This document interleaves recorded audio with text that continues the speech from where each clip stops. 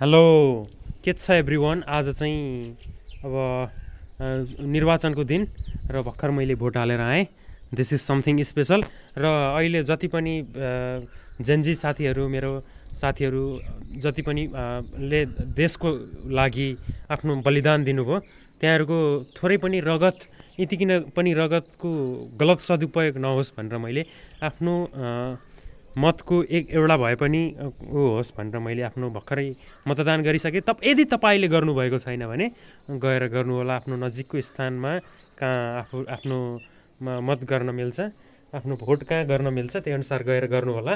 ल गाइज, अब आश छ, भरोसा छ, अब 2-3 दिनमा रिजल्ट आइरहेको छ, आइहाल्छन् है। आश छ, भरोसा छ कि नेपाल अब थोरै भए पनि परिवर्तन हुन्छ, देशमा रोजगारीको अवसरहरू सिर्जना हुन्छ र विदेश जानु पर्दैन युवाहरूलाई, देशमै नयाँ नयाँ कामहरू यताउता सिर्जना हुन्छ, देशको विकास हुन्छ भन्ने आश छ। अनि अहिलेको यो विषम परिस्थितिमा विश्वमा यताउता युद्ध भइरहेको बेलामा पनि नेपालको फेरि छुट्टै यताउता चलिरहेछ।